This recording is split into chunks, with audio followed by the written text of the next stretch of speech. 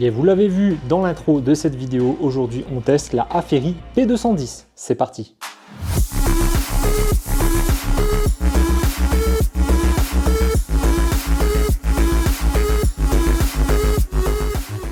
Donc voici la Aferi P210, donc c'est le modèle 2 kWh avec 2400 watts sur les prises secteur AC. Donc c'est vraiment la gamme qu'on retrouve maintenant le plus chez tous les concurrents, un modèle 2 kWh compact qui arrive à sortir plus de 2000 watts sur les prises secteur AC. Donc on va commencer tout de suite par ce point que je voulais aborder, c'est que là c'est livré comme la plupart des autres batteries avec une notice, mais en français, donc ça c'est très cool, bien détaillé, mais pas que, vous avez également une petite sacoche de transport, et dans cette sacoche on va retrouver un câble secteur que j'ai montré en vidéo pour la recharger en courant alternatif, mais aussi un câble pour la recharger avec le port XT90 pour la recharger en solaire. Mais pas que, et vous avez aussi une housse de transport Aferi que vous allez pouvoir mettre tout autour pour pouvoir la stocker, pour qu'elle soit protégée de la poussière si vous avez besoin par exemple de la ranger pour l'hiver ou quoi que ce soit, ou si vous n'allez pas en avoir besoin pendant un certain temps. Donc on est sur une technologie LFP 3500, cycle à 85%, 80-85%, ça dépend des constructeurs. Donc de ce côté-là, c'est du standard. On va retrouver quasiment tout en façade, et sur les côtés on va retrouver les prises secteur AC et de l'autre côté la prise XT90 et la prise AC pour la recharger. Donc les ports USB sont en façade, donc on retrouve deux ports USB type A Quick Charge 3.0 et encore une fois 4 ports USB type C. Alors ça c'est cool parce qu'on en a quand même beaucoup, donc c'est bien mieux d'avoir plus de ports USB type C que de ports USB type A, mais encore une fois je comprends pas, on n'a qu'un seul port USB type C de 100 watts au lieu d'en avoir au moins deux. Là ils ont privilégié de mettre 3 de 20 watts. Bon voilà, on évolue dans le bon sens du fait qu'on a de moins en moins de ports USB type A vers des ports USB type C, donc ça c'est cool. Par contre j'aurais aimé avoir au moins par exemple un 100 watts, un 60 watts et deux de 20 watts.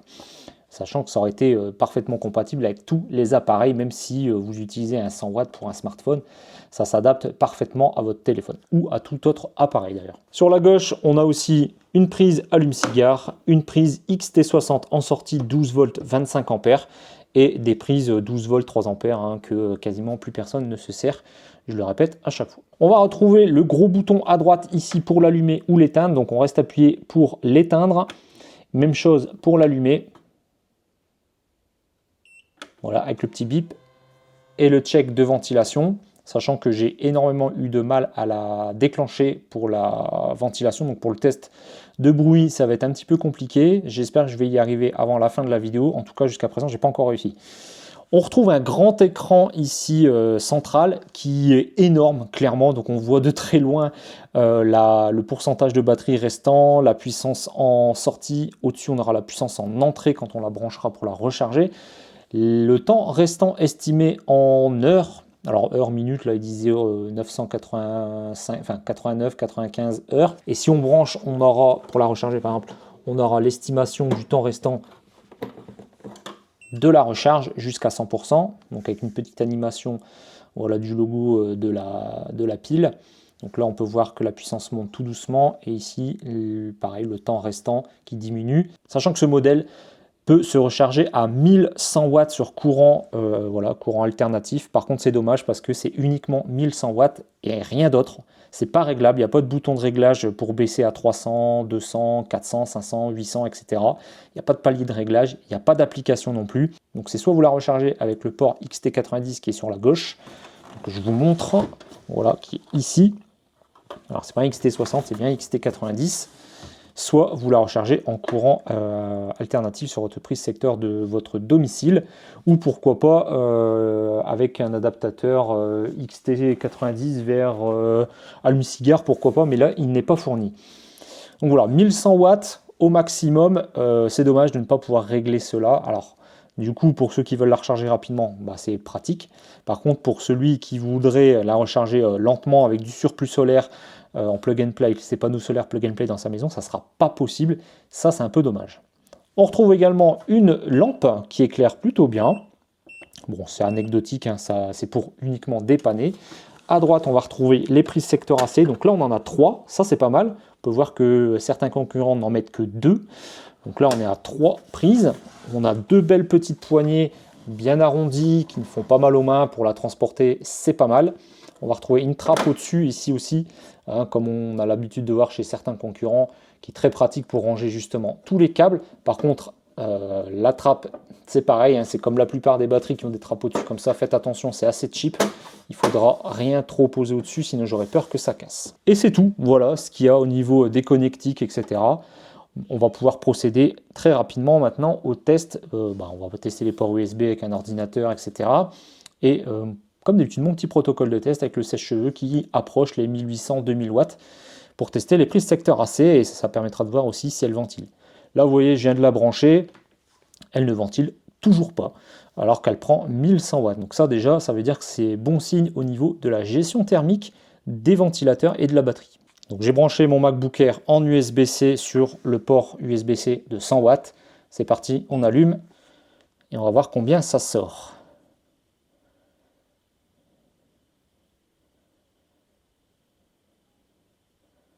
Alors ça se stabilise.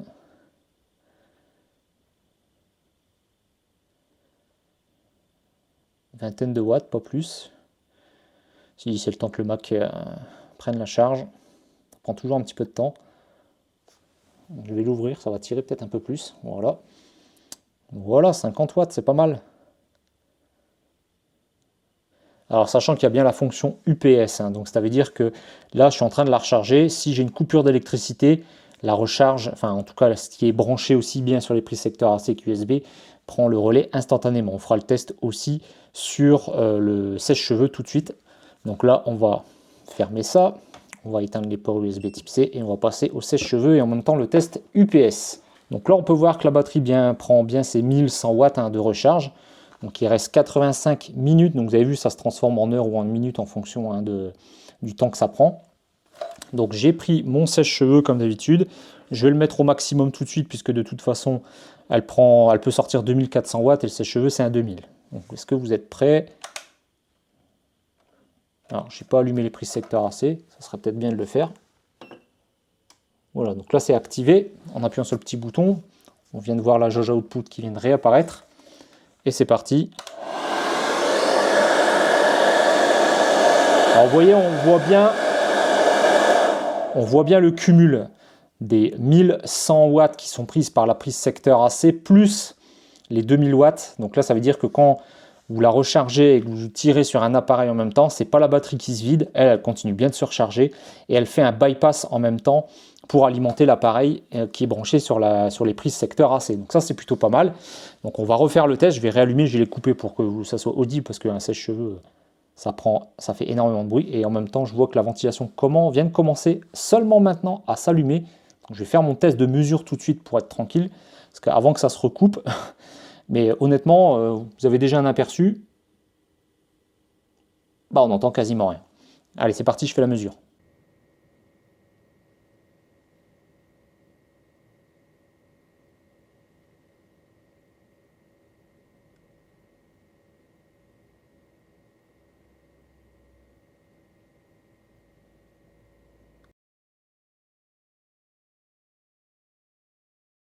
Donc on va remettre en route comme tout à l'heure. Allez, c'est parti.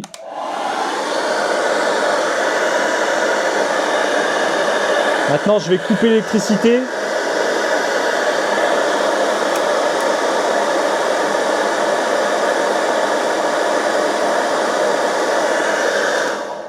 Et vous avez vu, c'est instantané. Il n'y a pas de micro-coupure. Ça prend le relais instantanément. Donc c'est vraiment super, hein, l'UPS sur les batteries comme ça modernes.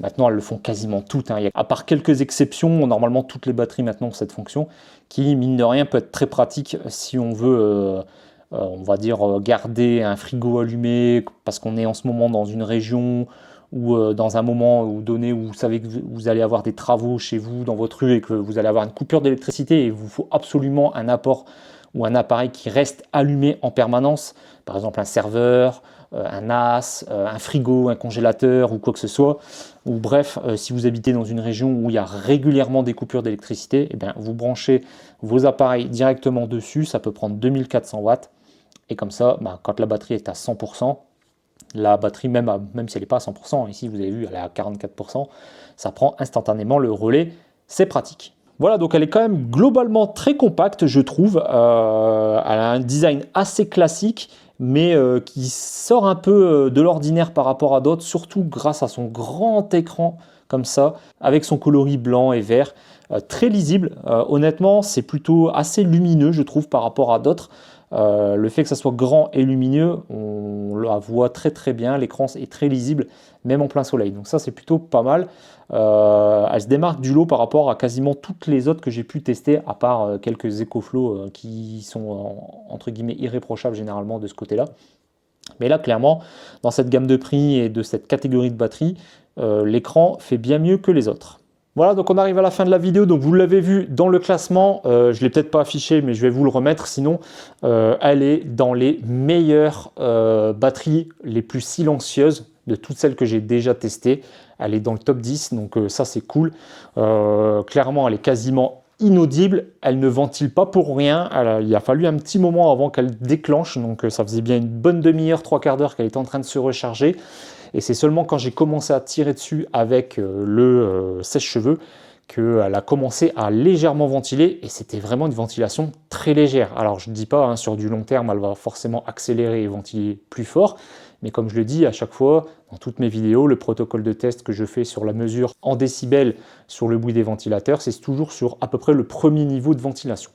Donc là, elle est autour des 30 décibels, c'est top, voilà, c'est pour ainsi dire inaudible. Donc à l'intérieur d'une maison, dans un van, dans une caravane ou quoi que ce soit, vous ne serez pas dérangé. Allez, maintenant on passe aux points positifs et aux points négatifs. Alors je vais commencer par les points négatifs. Le plus gros point négatif pour moi sur cette batterie, c'est qu'on ne peut pas régler sa puissance de charge sur courant alternatif. C'est vraiment dommage. La plupart des concurrents le font tous maintenant. Généralement, ça commence autour des 200-300 watts, puis ça monte de palier entre 2 et 300 watts également, jusqu'à atteindre son maximum, qui est généralement dans cette gamme de batteries autour des 1100 watts. Ouais, c'est dommage. 1100 watts, ça fait vraiment beaucoup sur une prise secteur AC, surtout si on veut gérer avec son surplus solaire en plug and play dans sa maison. Donc là, ça va vous obliger, si vous ne voulez pas tirer 1100 watts sur votre prise secteur AC, de la brancher à un panneau solaire via le câble XT90 qui est fourni avec. Deuxième point négatif, bon, pas d'application sur cette batterie, donc elle ne sera pas communicante. Il n'y aura pas d'application pour pouvoir la piloter à distance, pour allumer ou éteindre les prises à distance. C'est un petit peu dommage. Surtout que vous allez voir qu'au niveau du tarif, elle n'est pas trop mal, mais c'est pas la mieux placée. Donc c'est vrai que par rapport à d'autres, j'aurais aimé avoir au moins une connectivité Bluetooth avec une petite application basique, sans forcément avoir besoin voilà, du cloud de la marque. Ça aurait été très pratique pour voilà, allumer ou éteindre à distance les ports USB par exemple, ou les prises secteur AC. Ou même simplement voir l'état de la batterie, hein, c'est-à-dire le pourcentage restant. Parce que si on ne la met pas dans une pièce où on va dire, si elle n'est pas en visuel directement, bon, c'est un peu dommage. Du coup, il va falloir se lever pour aller voir ce qui reste en autonomie sur la batterie, pour aller voir ce qui se passe sur l'écran. Et c'est à peu près tout ce que je peux lui donner comme point négatif. Maintenant, au niveau des points positifs, elle en a quand même pas mal. Donc, dans un premier temps, elle a un grand écran extrêmement lisible, assez lumineux pour que même en pleine journée ça ne vous pose pas de problème. Des gros chiffres bien visibles, ça c'est cool, donc même si elle est éloignée, vous allez voir facilement le pourcentage restant, même avec l'autonomie également restante, même si le chiffre est un peu plus petit. Mais en tout cas avec le pourcentage déjà c'est plutôt pas mal d'avoir un gros chiffre au centre comme ça et un grand écran. Au moins, ça évite de devoir se lever de sa chaise ou de son fauteuil, ça dépend où vous êtes, pour voir l'autonomie restante de la batterie. Deuxième point positif, c'est qu'elle est quand même relativement compacte, un peu plus que celle que j'ai l'habitude de tester. On ne dirait pas, hein, mais honnêtement, elle est un tout petit peu plus compacte. Bon, attention, hein, c'est léger, elle est dans la même moyenne de sa catégorie par rapport à la concurrence, mais un petit peu plus petite quand même, et en plus on retrouve 3 prises secteur AC contre généralement 2 quand c'est aussi compact que ça. Troisième point positif, c'est le nombre de ports USB type C hein, qui sont disponibles. Bon, même si on n'en a que 1 de 100 watts, ça c'est un peu dommage, mais on en retrouve quand même 4. Donc je trouve que c'est quand même plus intéressant d'avoir 4 ports USB type C que 4 ports USB type A et 2 ports USB type C. Ce que l'on peut retrouver par exemple chez certains concurrents. Et dernier point positif, c'est la petite trappe qui est au-dessus, comme ça vous allez pouvoir ranger les câbles, même s'ils vous donnent une trousse de transport qui est, voilà, elle est ce qu'elle est, mais au moins ils en donnent une, donc ça c'est cool. Si vous voulez vous en servir pour ranger les câbles plutôt que la trappe, eh ben, c'est parfait. Et si vous voulez vous en servir pour autre chose, ça l'est aussi. Donc ça, c'est plutôt cool. Vous avez le choix soit dans la batterie, soit dans la petite housse de transport.